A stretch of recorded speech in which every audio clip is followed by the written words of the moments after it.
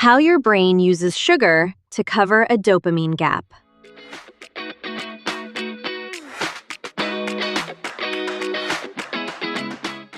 Say you've already fixed the blood sugar swings.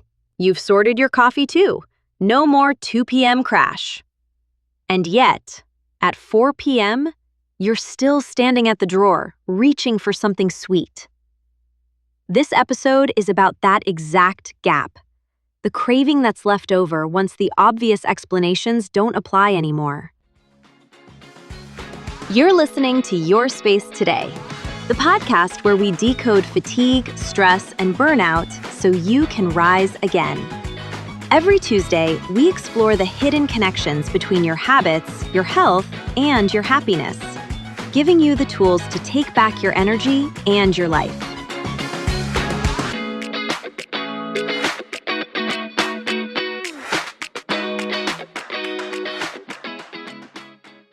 If you've already tightened up your meals and your coffee and the 4 p.m. pull is still there, you're not imagining a gap.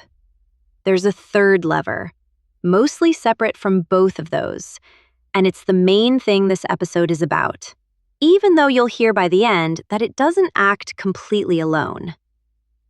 We've covered the other two elsewhere in case you want the full picture. The slower mechanism, the one where blood sugar handling quietly shifts over years, sometimes with completely normal-looking test results, has its own episode and article called The Quiet Shift Behind Your Afternoon Crash. And the caffeine side of this, why a coffee habit can leave you more tired than not drinking any at all, is its own piece too, called Why Coffee Makes You More Tired. Both are in the playlist, and both are full articles on yourspace.today if you'd rather read them. Picture Laura. She's a 42-year-old marketing director. She eats a genuinely balanced lunch these days.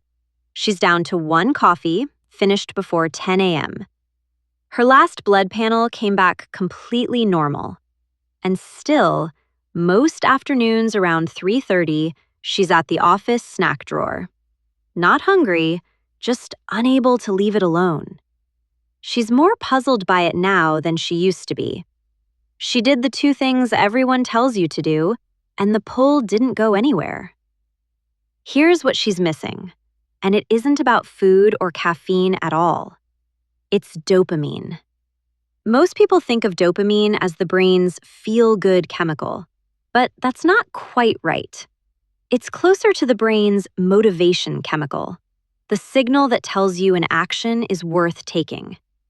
That signal matters more than most people realize. In Parkinson's disease, where dopamine-producing cells are lost in large numbers, one of the lesser-known effects isn't just slower movement, it's apathy, a flattening of the sense that anything, even something you genuinely enjoy, is worth the effort of starting. That's an extreme medical version of a much smaller, everyday principle. Dopamine is what makes an ordinary afternoon feel worth pushing through rather than like a slog. Plenty of it, and effort feels reasonable. Not enough, and even small things start to feel like more trouble than they're worth, which is exactly when the brain goes looking for a fast way to turn that signal back up. Sugar is one of the fastest ways to do that, and there's a reason it works so reliably. Humans are wired to respond strongly to sweetness, a leftover instinct from a time when calorie-dense food was rare and worth going out of your way for. That's not a character flaw showing up in Laura's afternoon. It's a very old, very efficient system doing exactly what it was built to do, aimed at a situation it was never designed for. In a few minutes, you'll hear exactly what was draining Laura's supply that day, and it has almost nothing to do with what she ate or drank. But here's where this gets really interesting. For someone who's already sorted out their meals and their coffee, standard advice has nothing left to offer, and yet the pull is still there, which means it's coming from somewhere the usual advice never thought to look. Start with the sugar itself, because that part really is almost instant. Researchers using brain scans have found that dopamine rises the moment something sweet touches your tongue, before it's even reached your stomach, let alone been digested. Your brain isn't waiting for nutritional information. It's reacting to sweetness itself as a signal that reward is coming. That lift you feel isn't happiness switching on exactly. It's the worth it signal from a moment ago switching back on, which is why it feels so fast. It's closer to flipping a switch than a slow metabolic process. Here's the part that's easy to miss, though. The same snack that flips that switch does something else at the same time. This is just basic, well-established physiology. Sugar, eaten on its own, raises blood glucose and triggers a burst of insulin to bring it back down. It doesn't matter that lunch was balanced and coffee was moderate. A biscuit at 4 p.m. produces its own small spike and dip, landing right on top of an afternoon that was otherwise steady. That dip, roughly an hour later, is its own small depletion, which is part of why one snack so often turns into a second one before the day is out. This is the shape of the cycle worth seeing clearly. Energy dips, mood follows it down a little, and sugar gets reached for specifically because it's fast. Faster than a walk, faster than a proper meal, faster than sleep ever could be. It works within minutes. The problem was never that it doesn't work. It's that what it fixes doesn't stay fixed. But none of that explains why the reserve needed topping up in the first place. And for Laura, now that food and caffeine are off the table, the answer sits somewhere else entirely. The stretch of short, broken sleep she's been running on. This isn't about one rough night. Laura's sleep has been quietly short for weeks. Nothing as dramatic as an all-nighter, just going to bed later than she means to, and waking up before she's actually rested, night after night. It's the kind of sleep debt that's easy to normalize because no single night looks like a crisis. There's solid research on this, and it's more specific than poor sleep makes you tired. Brain imaging studies have looked directly at what sleep loss does to the dopamine system itself, not to hunger, to dopamine, and found that a night of total sleep deprivation measurably changes how the brain's dopamine receptors behave the next day. Worth being precise about what was actually tested. The research behind this is on people kept awake for a full night, not on an ordinary bad night's sleep. We're extrapolating from that to the kind of shortened, disrupted sleep most people actually experience. The mechanism is the same direction, but the effect in a real week of 6-hour nights is likely milder than what the lab studies show. The broad picture still holds. The system that's supposed to register, "That felt rewarding, you can relax now," becomes measurably less responsive when sleep is consistently cut short. Picture a radio with a slightly bent antenna. The signal's still being sent, but the receiver needs it stronger and clearer to pick it up the way it used to. So, on a stretch of shortened sleep, an ordinary sweet snack doesn't just feel like a nice option at 4 p.m. It has to work harder to register as rewarding at all. And once it does register, it can feel less like a small treat and more like something the whole system was waiting for. This leads to an uncomfortable question. If the real lever here is Laura's sleep debt, and not this afternoon's willpower or even this afternoon's lunch, then most of the advice aimed at 4 p.m. has been solving for the wrong problem entirely. This is why standard advice keeps missing the mark for people like Laura. She'd already ruled out food and caffeine as the cause, which meant the standard advice, eat better, drink less coffee, had nothing left to offer her.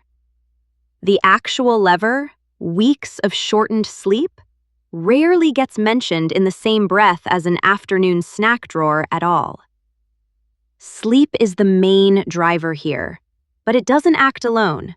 And seeing how it connects to a couple of other pillars is what actually explains why the pull hits as hard as it does. This is where the 4 pillars actually help. not as a separate framework bolted on afterward, but as the reason a sleep-driven dip can hit this hard. Fuel shows up twice, in a way that's easy to miss. The slow-building version is covered elsewhere, and you just heard the fast version. Even a genuinely stabilized day still gets a small glucose disturbance from the coping snack itself. Movement is one of the few things that can help in the moment. The clearest, direct evidence that regular movement changes the brain's dopamine receptors over time actually comes from a study of people in treatment for methamphetamine use disorder. A clinical population, not a general healthy sample. So it's a promising signal rather than a settled fact for someone like Laura. What's well established, though, is the immediate benefit of movement. Better mood, more alertness, and fewer sedentary hours, which is exactly why a sedentary afternoon leaves fewer alternatives available once the dip hits. Mind plays its own part, too. The shame Laura feels about the craving, the sense that she should be past this by now, raises stress hormones that suppress dopamine further, stacked on top of whatever the shortened sleep already did. And rhythm shows up twice here, too. It's not only that poor sleep depletes the system directly, as you just heard, there's also a completely ordinary dip in alertness that hits almost everyone in the early to mid-afternoon, good sleep or bad, simply because of how the body's internal clock works. On a well-rested day, that dip is mild and passes unnoticed.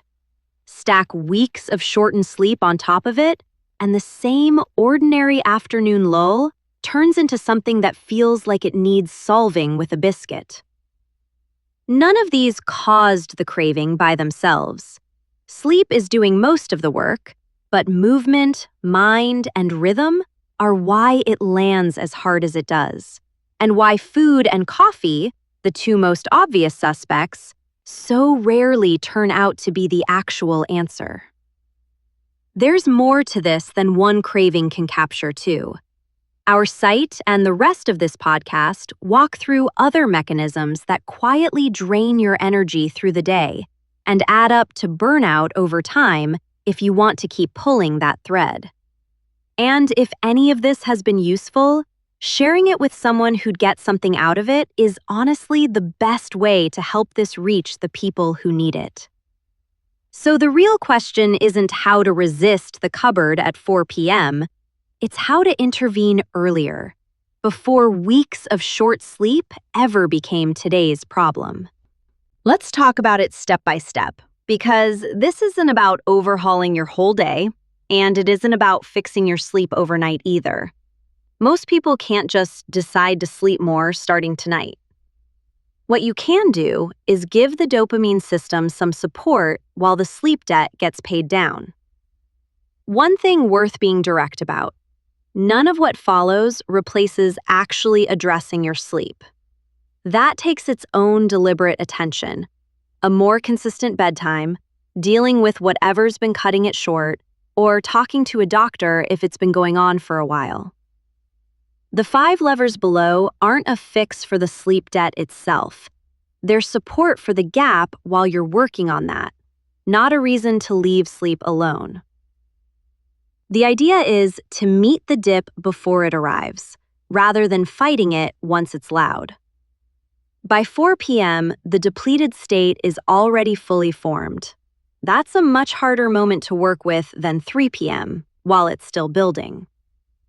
Here are 5 small levers, each with real research behind it, arranged from the ones that ask almost nothing of you to the one that asks a little more. You don't need all 5. Pick one or stack a couple and treat it as an experiment rather than a new rulebook. 1. Put on music you actually love. Ideally, something that gives you chills. This is the lowest effort one on the list. It can run in the background of whatever else you're doing. Brain imaging research has found that the striatum, the same reward circuit involved in food cravings, releases dopamine at the emotional peak of a favorite piece of music. Build a 3 p.m. playlist of songs that reliably move you and put it on right as the dip usually starts. 2. Keep a small, tyrosine-rich snack within reach. Pumpkin seeds, almonds, a banana, a boiled egg, something you can grab without prep. Tyrosine is the amino acid the brain uses as a raw material to build dopamine. One study of healthy older adults found that dietary tyrosine intake was linked to differences in brain connectivity in networks tied to dopamine function. It didn't measure dopamine directly, and it was done in an older population, but it points in a sensible direction. This isn't a replacement for the blood sugar effect of an actual sweet snack described earlier. It's a smaller, separate lever working on the reward side rather than the glucose side. 3. Let the last minute of your shower run cold. A well-known physiology study found that cold water immersion raises circulating dopamine and norepinephrine, with the effect lasting for hours rather than minutes, longer than sugar's quick spike and fade. 2 things worth being precise about. That study measured these chemicals in the bloodstream, not directly in the brain, so it's a real physiological response rather than a confirmed brain dopamine boost. And the research itself used full cold water immersion, not a shower. So 30 to 60 seconds of cold at the end of a normal shower is a lower effort approximation of that protocol, not an exact match for what was tested. It's still a reasonable, low-cost way to move in the same direction. Cold exposure briefly raises heart rate and blood pressure, so if you have any diagnosed condition, it could aggravate. Heart disease, circulatory issues, or anything else your doctor has flagged around sudden physical stress on the body. Check with them before adding it in. 4. Step outside within the first hour of waking for 10 to 15 minutes without sunglasses. This one comes with a genuine caveat. The science here is mixed. One smaller study linked higher sunlight exposure to greater dopamine receptor availability, while a larger, more recent study found the opposite pattern across seasons, and reviewers have flagged real limitations in the earlier work. What's much better established is morning light's effect on alertness and circadian rhythm generally, which matters here too, since a well-set body clock is part of what makes the ordinary afternoon dip milder in the first place. Treat this one as a reasonable bet worth trying, not a settled dopamine fix. 5. Take a short walk mid-afternoon, the centerpiece experiment. This is the one that takes the most time, and it's worth doing deliberately rather than folding into the background. For 5 working days at 3 p.m., just before the craving usually shows up, take a 10-minute walk outside before you feel like you need one. Here's the honest version of why. A single short walk hasn't been shown to produce a measurable spike in brain dopamine in the way some fitness content claims. One human imaging study found no significant change after even 30 minutes of vigorous exercise. What research on movement and dopamine receptors does suggest, again based mainly on a clinical population studied during addiction treatment, so treated as promising rather than proven for the general population, is that regular movement sustained over weeks may increase dopamine receptor availability. What a single walk reliably delivers today, more solidly, is the well-established immediate stuff: better mood, more alertness, and a break from the sedentary stretch that leaves you with fewer non-food options once the dip hits. You're not chasing an instant chemical hit. You're building a habit that may pay off over the following weeks, while getting a smaller, real benefit today. There's also a longer arc reason this particular lever is worth the extra effort. It's one of the few things on this list that can plausibly work on the sleep debt itself, not just paper over it for an afternoon. Regular physical activity, sustained over weeks, is linked to better sleep quality and easier sleep onset. Though that effect shows up more consistently in middle-aged and older adults than in younger ones. And it's a slow, cumulative effect, not something one walk delivers. Getting outside adds daylight on top of that, which supports your day-night contrast generally, but it's specifically morning light, not afternoon light, that's been shown to shift the timing of your body clock. So don't expect the 3 p.m. walk to do the job of the morning light habit in point 4. Put together, this walk isn't fixing your sleep tonight, but of everything here, it's the one most plausibly working on the actual cause. You don't need to redesign your lunch or cut out coffee to try any of this. Just notice over a few days whether the 4 p.m. pull changes, in how strong it feels or how often it shows up at all. That's information worth having, regardless of what you do with it. Laura started with the pieces that cost her the least. A slightly colder finish to her morning shower. Cold water briefly stimulates circulation, which is part of why it tends to leave people feeling more awake stepping out the door. A small container of pumpkin seeds kept at her desk, refilled once a week. And after lunch, once her foods had a little time to settle, a walk around the building that takes her past a stairwell, 2 flights up and down, mostly just to get her blood moving again after a morning at her desk. On the drive home, she puts on the playlist she built for exactly this. None of it demanded much. A few minutes of forethought, a snack container, a playlist made once and reused every day. The lunchtime walk turned out to be doing double duty besides. Walked at the right distance from the meal, it also takes some of the edge off the blood sugar and insulin spike from lunch itself, on top of whatever it's doing for her afternoon energy.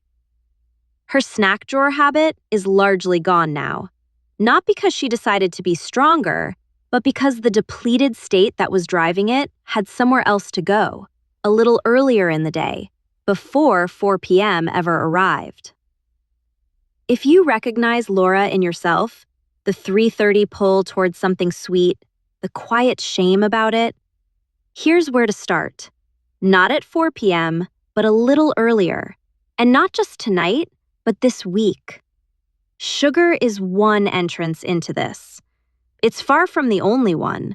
The same dopamine seeking shows up in the phone check, the quick browse, the small purchase, all through the day, often without you ever deciding to reach for them. If you want to understand how that plays out beyond food, I break that down in the next episode. Thank you for listening. Take care of yourself. You deserve it. Your Space Today is published every Tuesday at 6 p.m. For detailed information, disclaimers, scientific references, visit the links below this podcast.